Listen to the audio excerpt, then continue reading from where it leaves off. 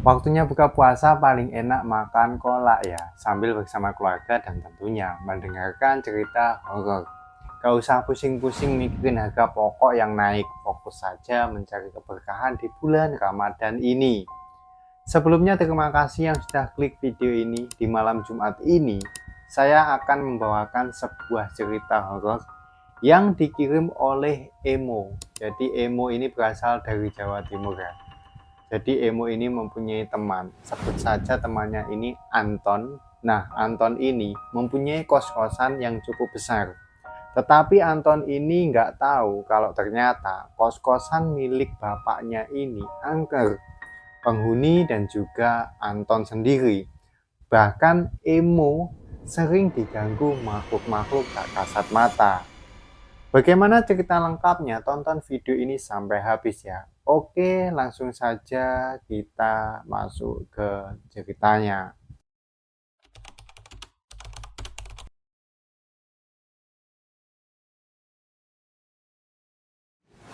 Cerita kali ini berasal dari sebut saja namanya Emo. Emo ini berasal dari salah satu kota di Jawa Timur.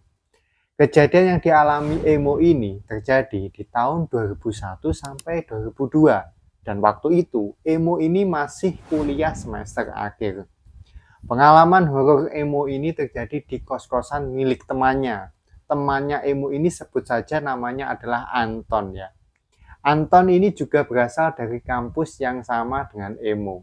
Jadi, Anton ini mempunyai kos-kosan khusus cewek dekat lokasi kampus mereka ini kuliah. Hanya berjarak 1-2 bangunan di samping kampus mereka. Dan berikut adalah gambaran denah kos-kosan milik Anton ini. Bangunan kos Anton ini sangat luas sekali, mempunyai 3 lantai. Lantai 1 dan lantai 2 digunakan untuk kamar kos-kosan. Kamar kosannya ini ada 25 kamar dan satu kamar diisi maksimal 2 orang penghuni. Dan di lantai 2 di bagian pojok juga digunakan untuk persewaan rental PS1. Ada 5-6 unit PS1 yang disewakan di sana. Sedangkan di lantai 3 digunakan untuk berbagai fungsi, seperti sebagian untuk gudang, sebagian juga untuk menjemur pakaian penghuni kosan. Nah, karena saking luasnya bangunan tersebut, di lantai 3 ini biasanya juga digunakan penghuni kos untuk bermain badminton. Di samping kanan ada bangunan rumah warga, dan di samping kirinya adalah kebun kosong yang waktu itu hanya ditanami 2 buah pohon kelapa. Yang di depannya ini ada sumur tua ya, dan itu juga masih kebun miliknya Anton. Di depan kosan tersebut jalan raya, dan di belakang kosan terdapat warung-warung yang berjejeran. Di belakang bangunan kosan ini, sebelum ada warung-warung penjual, terdapat halaman belakang yang di sana terdapat satu bangunan, dan bangunan itu adalah kamar penjaga kos-kosan. Penjaga kos-kosan tersebut sebut saja namanya Hadi.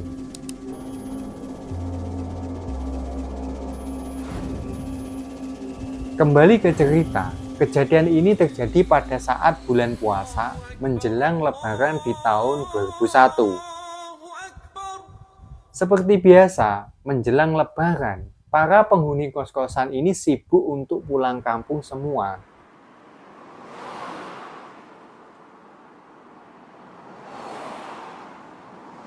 Jadinya, kos-kosan tersebut sepi, hanya beberapa saja yang masih tinggal. Waktu itu hari Jumat, sekitar jam 3 sore. Emo ini lagi libur di rumah, lagi santai-santai lah waktu itu. Beberapa saat kemudian ada panggilan telepon. Setelah diangkat ternyata itu adalah Anton yang telepon ya. Anton ini bermaksud mengajak Emo untuk nginep di kos-kosan miliknya. Ya karena nggak ada kegiatan dan acara waktu itu, langsung saja Emo ini setuju dan meluncur ke kos-kosannya si Anton.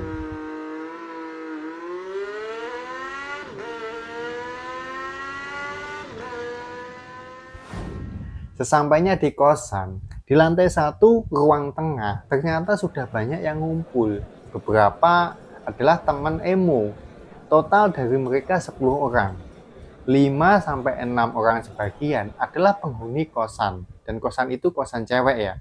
Nah, setelah Anton dan Emo ini tiba di ruang tengah, mereka ini ngobrol dengan cewek-cewek penghuni kos. Ternyata mereka ini komplain bahwa akhir-akhir ini mereka ini sering diganggu makhluk tak kasat mata di kosan tersebut. Dan meminta mereka, yaitu Anton dan Emo ini, untuk menemani mereka. Tetapi tentu saja Anton sebagai pemilik kosan tak percaya begitu saja. Diputuskanlah oleh si Anton ini untuk menginap menemani mereka dan mengajak Emo sebagai teman menginap. Sore itu, walaupun belum terlalu gelap, tapi jalan raya ini sudah sepi. Anton, Emo, dan penghuni lainnya lanjut ngobrol masih di ruang tengah itu. Ada yang bermain gitar dan menyanyi sampai menjelang maghrib. Sehabis azan maghrib, salah satu penghuni kos sekaligus temannya Emo ini ya, sebut saja namanya itu Yani. Yani ini mengajak Emo untuk keliling bangunan kosan. Nah, Yani ini keliling bangunan kosan untuk menaburkan garam dengan tujuan agar tidur mereka aman sentosa tanpa gangguan. Mereka juga mengajak Anton dan juga penghuni kosan lain yang tersisa di sana. Dimulai dari menaburkan garam di lantai 1, mengelilingi sekitar. Kemudian, mereka ini naik ke lantai 2. Di belakang ruang persewaan PS1 milik Anton ini, terdapat sebuah kamar. Nah, kamar ini nggak ada yang nempati dan selalu dikunci dan tidak pernah dibuka. Anton sendiri tidak membawa kuncinya. Yang membawa kunci hanya penjaga kosan alias Pak Hadi. Tapi waktu itu Pak Hadi tidak berada di tempat alias pulang kampung juga.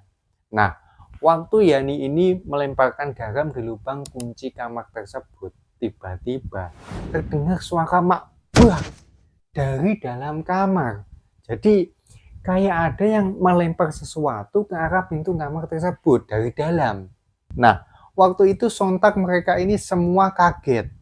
Mereka pikir, nah itu suara apaan? Kan kamar ini kosong dan dikunci dari luar. Gak lama kemudian muncul lagi suara mak buah, buah, buah dari dalam kamar tersebut. Dan kali ini terdengar beberapa kali ada yang melempar sesuatu dari dalam kamar ke arah pintu. Lalu mereka semua ini tanpa berpikir panjang ya, langsung kabur turun melewati anak tangga, keluar bangunan kosan dan menuju ke kamarnya Pak Hadi, si penjaga kosan yang ada di belakang. Anton, Emo, Yani dan beberapa penghuni kos ini mengatur nafas dan memutuskan malam itu tidur di kamar Pak Hadi. Yani dan para penghuni kosan lain tidur di dalam, sedangkan Anton dan Emo tidur di luar dengan alas tikar. Dari kejadian itulah Anton ini mulai percaya kalau kosannya itu memang benar-benar angker. Tetapi dia ini heran, sebelum-sebelumnya tidak pernah terjadi hal-hal aneh. Lah kok sekarang dia mengalami sendiri kejadian aneh tersebut?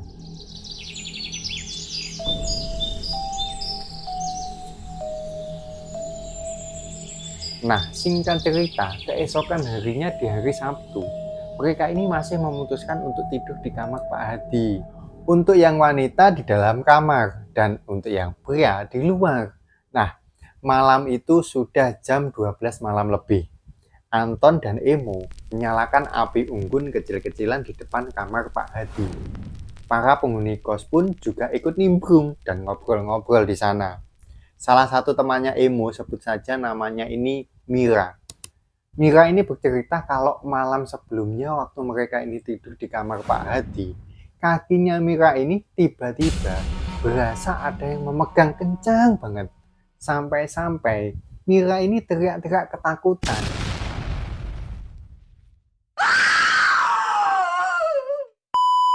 Tetapi anehnya, teman-teman Mira ini di samping Mira ini ya, termasuk juga Yani ini pada nggak kebangun.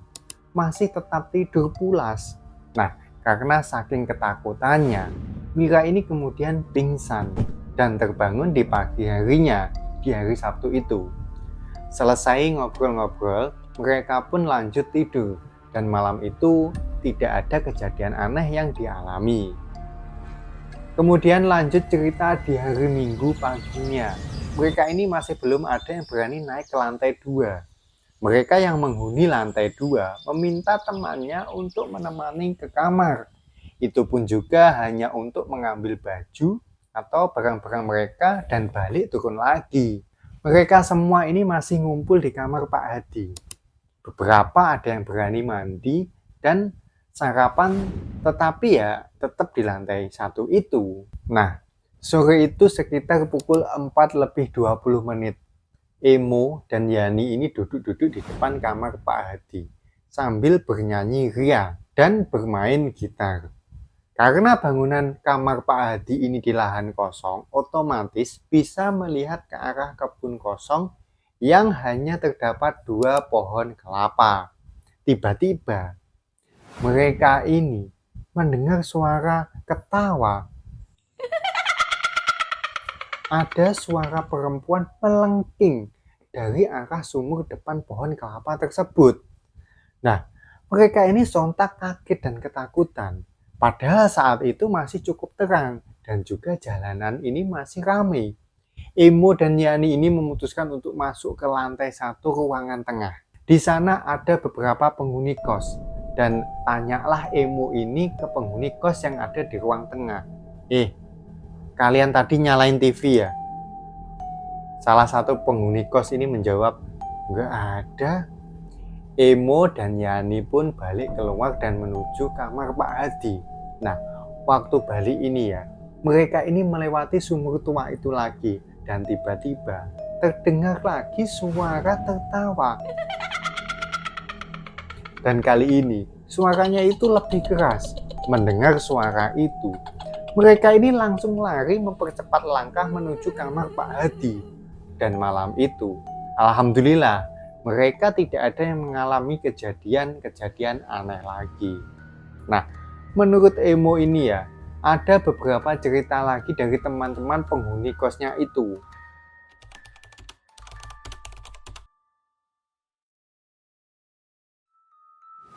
Satu, ini adalah cerita dari Anton atau pemilik kosan itu.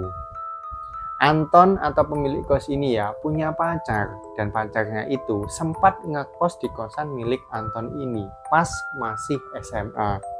Dan pacarnya ini menghuni salah satu kamar di lantai nomor 2. Nah, kejadiannya saat itu malam hari, waktu pacarnya Anton ini sholat Isya. Dia ambil wudhu kemudian menunaikan sholat. Waktu sholat itulah pacarnya Anton ini ya berasa ada sosok yang berdiri di sampingnya. Jadi di samping kanannya ini ada sosok yang berdiri. Sempat waktu itu pacarnya Anton ini melirik ke arah kanan. Dia ini melihat ada sosok perempuan, rambutnya ini panjang, kepalanya ini menunduk ke bawah, sehingga mukanya ini nggak kelihatan ya.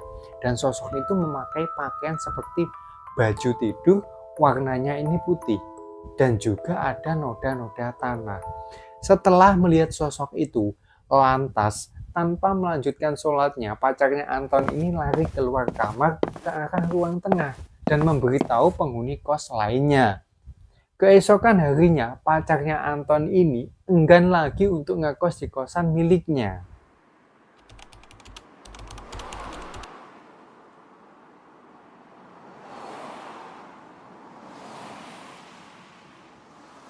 Ada lagi cerita dari temannya Emo, sebut saja namanya Astuti dan Anna. Mereka ini penghuni kos di lantai 2 waktu itu, dan juga mereka ini satu kamar. Letak kamar mereka ini di dekat tangga turun ke lantai 1. Nah, tengah malam ya, saat mereka ini asik ngobrol, ya karena waktu itu hari Sabtu malam Minggu. Tiba-tiba saja, mereka ini mendengar suara seperti orang bermain basket di ruang tengah lantai 1. Suaranya ini seperti orang mendribel bola basket. Dengan perasaan takut, mereka berdua ini mengecek ke ruangan tengah melalui tangga turunan. Nah, setelah dicek, mereka ini nggak melihat seseorang pun di ruangan tersebut. Lah mereka ini jadi heran, loh siapa yang main basket tadi? Mereka ini kemudian saling pandang dan akhirnya lari masuk kamar kembali, mengunci pintu dan kemudian tidur.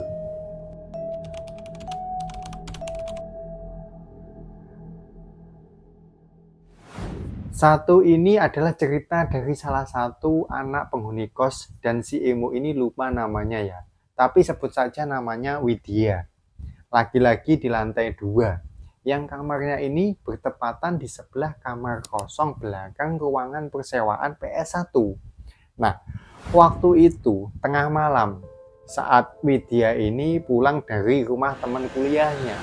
Widya masuk kamar ganti baju, kemudian rebahan di kasur. Nah, beberapa saat Widya ini agak setengah mengantuk.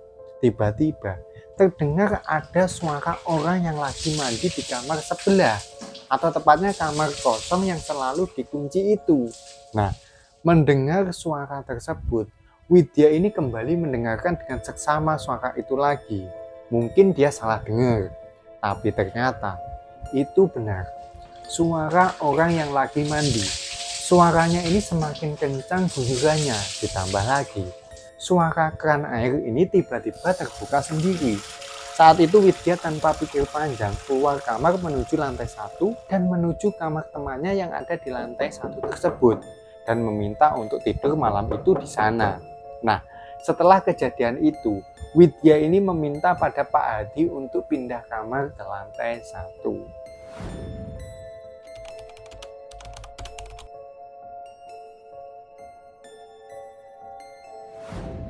Kejadian horor lagi dari Yani.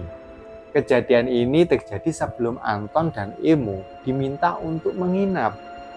Yani saat itu bermain PS di ruang persewaan tengah malam. Ya karena mungkin Yani ini sok pemberani lah ya. Saat itu walaupun sebenarnya sudah dapat kabar dari penghuni kos lainnya pernah diganggu. Di ruangan PS itu ada toilet yang waktu itu lampu toilet tersebut mati. Jadi ya gelap kondisinya. Nah, saat asik bermain PS ya, tiba-tiba Yani ini mendengar orang lagi mandi di toilet tersebut. Yani kemudian memberanikan diri mengetok pintu toilet tersebut. Setelah diketok, suara itu bukannya hilang malah justru semakin kencang lagi. Setelah dibuka pintunya, ternyata tidak ada orang yang lagi mandi. Bahkan tempat airnya pun ini tidak ada airnya alias kering. Lah, siapa tadi yang mandi?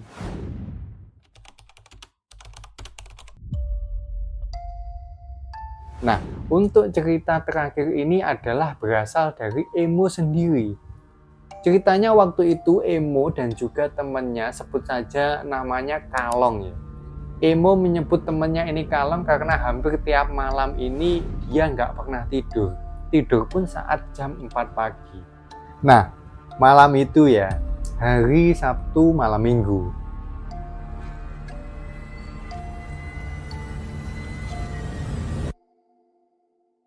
Seperti biasa, Emo ini minta izin ke Anton untuk menginap sehari di kosan miliknya. Alhamdulillah diizinkanlah mereka menginap dan mereka ini menginap di salah satu kamar di lantai nomor 2. Singkat cerita, sekitar tengah malam pukul 2 dini hari. Nggak seperti biasanya, Kalong ini malah tidur lebih awal. Jadi Emo sendirian waktu itu melek di kamarnya. Sesaat setelah itu, tiba-tiba Emo ini mendengar suara orang lagi mandi di toilet ruangan persewaan PS1. Semakin didengar suaranya ini semakin keras. Isenglah Emo ini ngecek lewat jendela ke arah toilet tersebut. Kemudian ditunggulah Emo sampai suara orang mandi tersebut hilang. Ternyata benar, suaranya ini hilang, tetapi tiba-tiba dari pintu toilet itu muncul sosok perempuan berambut panjang. Wajahnya ini nunduk dengan memakai baju tidur warna putih. Sosok itu melayang berjalan ke arah tangga. Kemudian sampai di tangga, sosok itu menghilang.